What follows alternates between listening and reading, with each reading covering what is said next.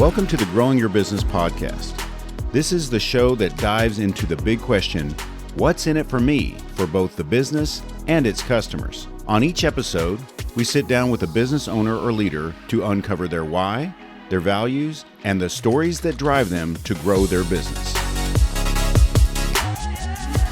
This episode is sponsored by Russ Birch, commercial banker with Frost Bank in Plano, Texas. Joining me today on the Growing Your Business podcast is my new friend, Jill Weidman of NeuroLocker Corporation. How you doing? I'm great. How are you? I'm great. I'm really excited about what you're building. And for our listeners and audience, this is a mother-daughter owned company.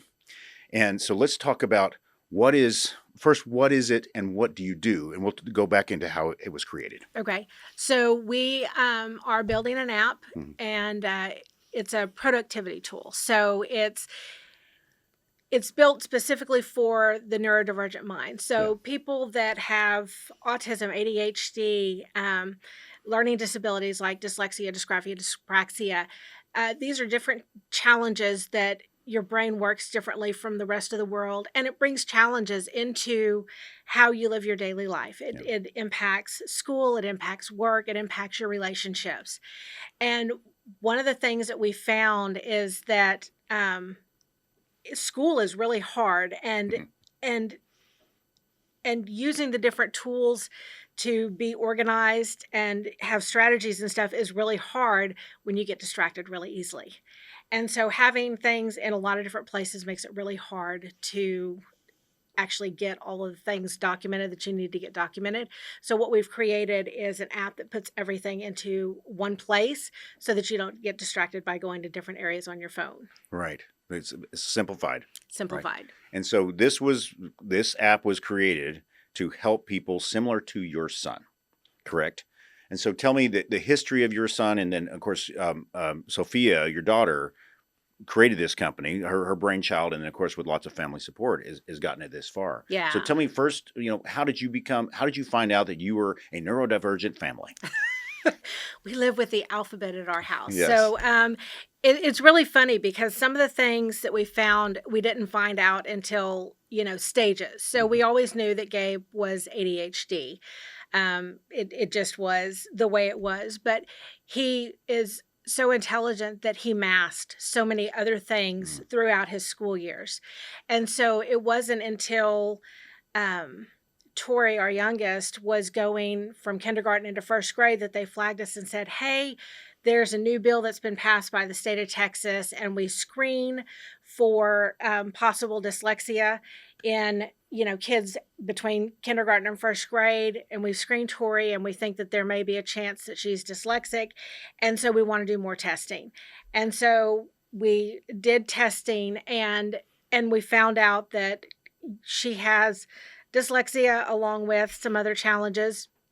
And as I was learning about that, because the only thing I knew about dyslexia was you swap letters or whatever. And as a mom trying to support her children, it's like that's not good enough.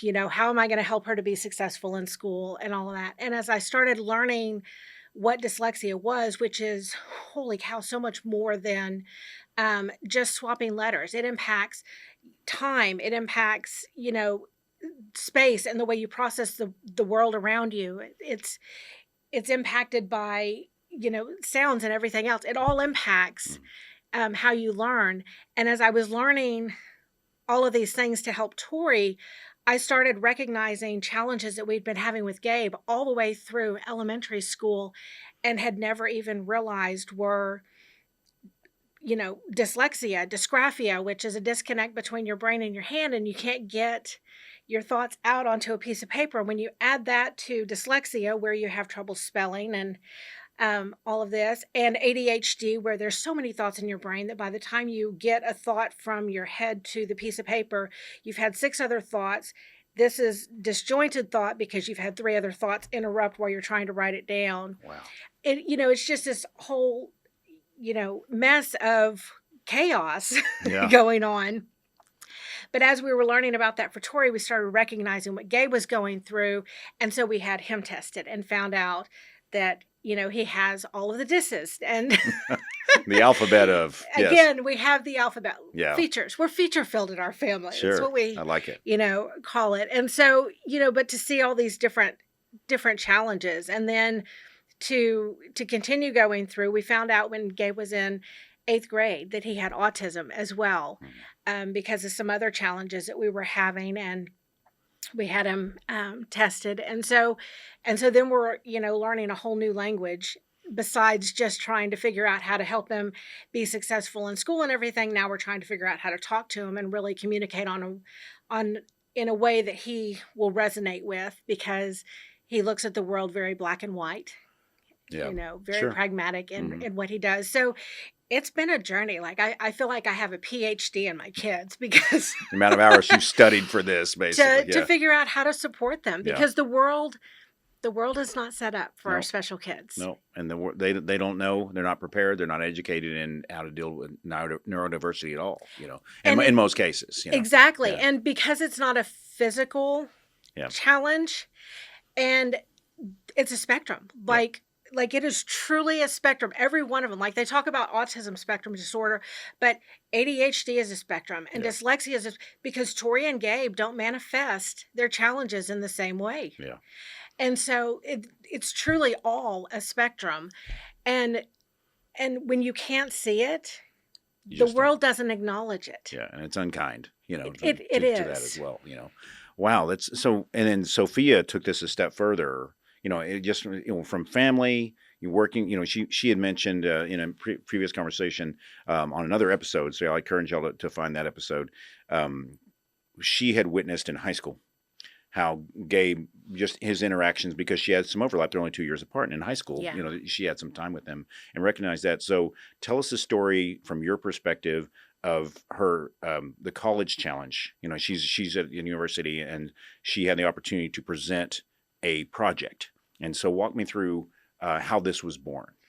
Yeah. So there were two years where Sophie and Gabe overlapped. So his freshman year was her junior year. And so, she got to see some of the challenges that he was experiencing, in the house. Again, even in your own house, you don't always recognize the challenges. And so there was a lot of friction between Sophie and Gabe growing up. And when she got into high school and they were overlapping, and she saw what Gabe was experiencing in school, and the interactions that he had, not just with students, but with teachers too, and administrators, like it's ugly sometimes. Yeah. She started to really recognize the challenges there, and it really started to pull on her heart. And we had been having conversations about, things that she would want to do in the future, and how she would, that she really wanted to do something that would positively impact kids like Gabe. And so when she went to school, we were talking about what she would do, and I really encouraged her to go the business route. I was like, go business, because anything that you do in life, you can always take what you learn in business and apply it to any aspect of what you try and do. And so after several conversations, she decided to take that route, and she went into college as a marketing management double major. And one of her electives that she chose was an entrepreneurial class. And she did it because we want to start a nonprofit. And so, we were like, we'll take the entrepreneurial class because that'll help in building a business. And one of the things that she had to do was a Shark Tank type project. And so she had to build out a business plan and, come up with something. And she had to do a 3-minute pitch. And you could do it by yourself, or you could do it with somebody else. They didn't have to be at university. And so we started talking about it. And, she was like, I don't know what to do. And I was like, well, we want to do NeuroCanvas. And so let's try and figure out something that would benefit our kids, the target audience that we, great. Yeah. Want to focus on. And so we started looking at the challenges that we've been experiencing through school and everything. And, what can we do? How can we help? And so we started talking about it, and we were like, we need an app or something. There's got to be something out there. And we started looking, and there was there was nothing. Like, there's tons of great tools. There's tons of great productivity tools out there on the market, but nothing targeted specifically to neurodivergent minds that encompasses like everything that you would need to be successful as a middle schooler or a high schooler or a college student in the classroom. And then even beyond, I mean, it doesn't stop. Like, your neurodivergence doesn't end when you graduate from high school, Right. or graduate from college. So, what does that look like in your adult life as, a business person or, a salesperson or whatever? What does that look like? And so we started looking at what tools you would need for that to be successful. And there's nothing out there that puts it all together. And so that's Until where now. NeuroLocker came from. Stay with us. The Growing Your Business podcast will return right after this. A woman in Austin was depositing a cashier's check at the bank, but she deposited it right into a storm drain. The frost banker found another way in. Time out! So he went into the hole, like a cave diver. A real spelunker of the streets.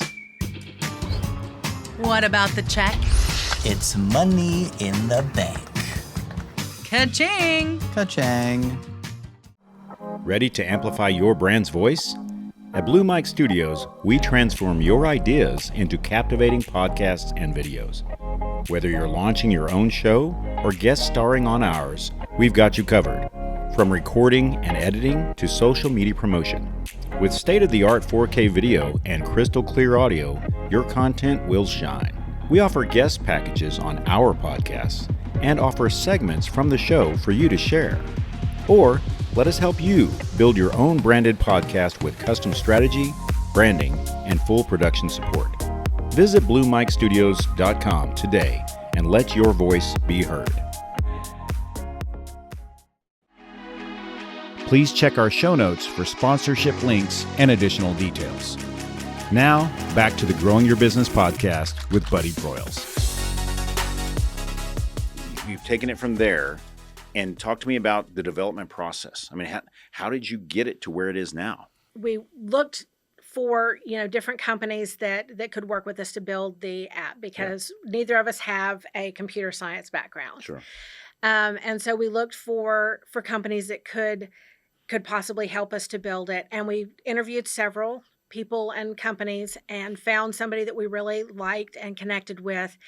And so we started working with them. And the first thing that they had us do was to storyboard it. They said, lay it out. We need to know exactly what you want before we ever start, coding it. And so, we drew in PowerPoint and stuff like that and gave them, decks of what we were wanting. And then they would come back and say, we'd ask us questions. And so we'd, dive deeper into what that looked like. And we built it out screen by screen before we ever started coding it. Of course. And then they built a no-code version of the app. And then now the coded version, and we're in beta testing with it.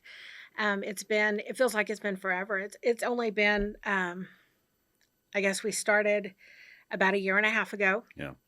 And then we actually started app development probably about a year ago. Mm. So it's taking a little bit longer than we would have hoped. For sure. It's business. But yeah. Where'd you come up with the name NeuroLocker?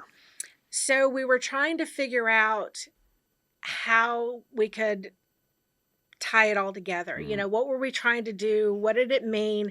Something that would resonate and tie into what the app actually did. And obviously neuro, because the brain and all that we're doing with that. And then we thought about locker, because you put things into a locker and you keep it all together and it resonates with the school and stuff. Yeah. And so that makes sense. It just kind of came together. I was curious. Tell me about the people that, the feedback that you've gotten, through all the testing and so on. What are you hearing? So we're hearing, hurry up and get it finished because we need this. We're getting a lot of really great feedback. I've talked with teachers to try and understand, what would this look like in the classroom? What would be the pushback from the schools on, having something like this in the class, room. And there is pushback on, privacy rights and concerns and stuff like that. And so we're working through trying to figure out how we can manage that, because one of the main features within the app is an AI note taker. Mhm. And the purpose of that is because not everybody can take notes, and not everybody processes things the same way. They hear, they fidget, they look like they're not paying attention, but they can regurgitate back to you exactly what you said. But having that AI note taker that can record the class, provide you with a full transcript, Yeah. provide you with a summary of the transcript, and then pull from it action items from the transcript, and give you the opportunity to either, put something into your calendar. So you've got an assignment that's coming up and it's got a due date, and it pulls it up in that action item. And so from there, you can just click on that and put a little bit of information in, and it put it into your calendar.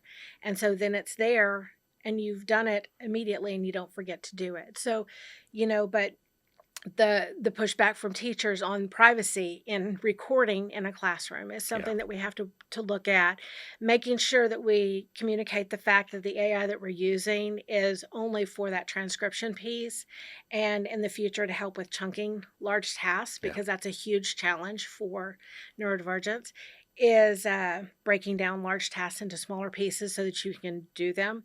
But the AI is not there to do the work. It's, it's a tool to support in the way they learn. How can people help you? Who would you look to for, say, strategic partners in any capacity? Sophie and I are bootstrapping this right now. And so obviously, funding so that we can continue development and continue going right now.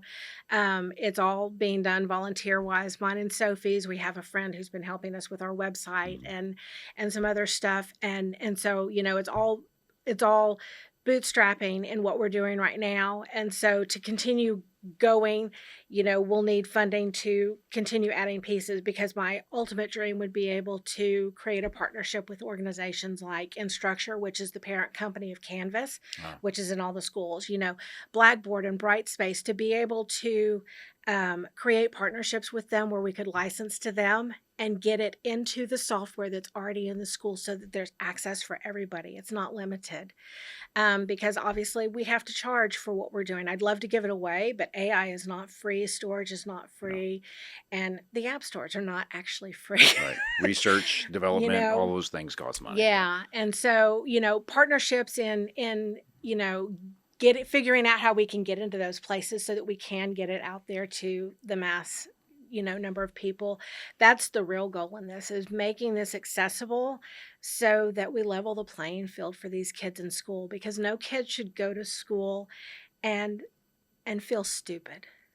And I can't tell you as a parent how heartbreaking it is to hear a teacher say that to you, that your kid's not smart enough. What kills you is when the teacher is stupid enough to say that in front of your child, because what they say matters and they break their spirit. And it doesn't matter how many times they hear you've done great or you're smart. All they hear is the person that told them that they're too stupid to matter, too stupid to be in that class. No kid should hear that. And no kid should hate going to school because class doesn't work for them. I want to level the playing field for these kids so that they can go to school, so that they can figure out who they want to be, so that they can dream big dreams and live their best life. Like, that's what we've been fighting for the last 14 years for Gabe, is to help him achieve his best self, to graduate from high school, to get into college, to do what he wants to do. And there's families that don't know what their, what their rights are for their kids who are special. I want to help parents advocate for their kids. I want them to understand what their rights are. I want them to know where they can go and look and find the information. We were lucky enough to have friends in education and stuff who worked with special ed and stuff like that, who were able to tell us, you have rights, you have this, go look here, go look there, and connect us with the right people or the right tools to be able to advocate for our kids and teach our kids to advocate for themselves. I want to be able to share that information with other parents so that they know what their rights are and they know how to advocate for their kids and how to teach their kids to advocate for themselves. Think of your younger self when you first understood that Gabe was different, neurodivergent. Your reaction to that, and then how you got to where you are now. What would you say to people that are just now learning?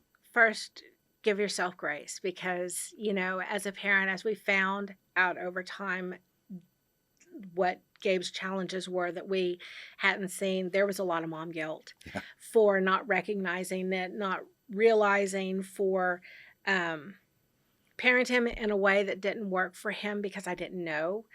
And so, have grace because our kids don't come with a manual. No. And neurodivergence is its own language and it's its own set of challenges.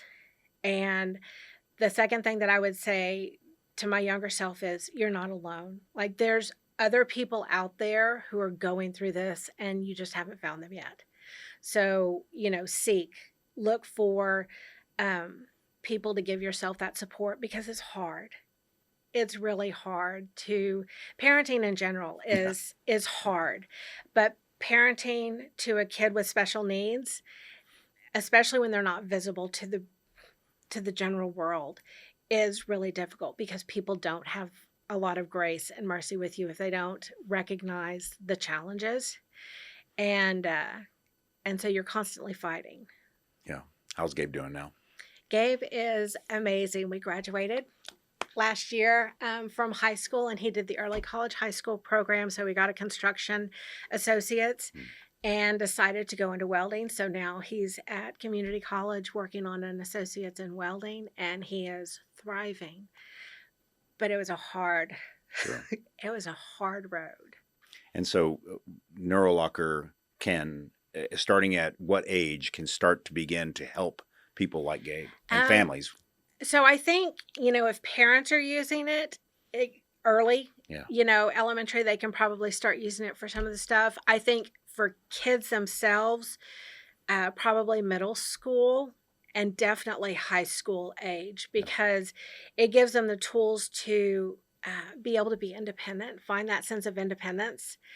Gabe always calls me a Karen because I micromanage because his executive function skills aren't there. Even now we've found like making sure that his algebra is getting done this semester and stuff. And so we laugh about it. But I think, teaching kids early to use the tools, to give them the strategies, to help them to be independent, to give them the confidence to not feel different, to not feel less than in class is important. And so I would say, our hope is that we can figure out how to get this in as early as middle school for the kids to be able to start learning how to manage themselves. Excellent. Well, for those who are listening or watching, links to all the different things you have going on, including the development of the app, the website, and so on, are in the show notes. So just scroll down there and get in contact with Jill. Awesome. Yeah, so it's all there for you. Jill, thank you so much for what you've been through and supporting your daughter and creating this so others can benefit. It's got to feel rewarding as it continues. It's exciting. Yeah, that's great. It's exciting. Well, thanks for coming on the show today and sharing. Thank you so much. I appreciate it. This episode was sponsored by Russ Birch, commercial banker with Frost Bank, Plano, Texas. Thank you for joining us today on the Growing Your Business podcast. Please see the show notes for links to our sponsors, our social media, and to learn more about today's guest.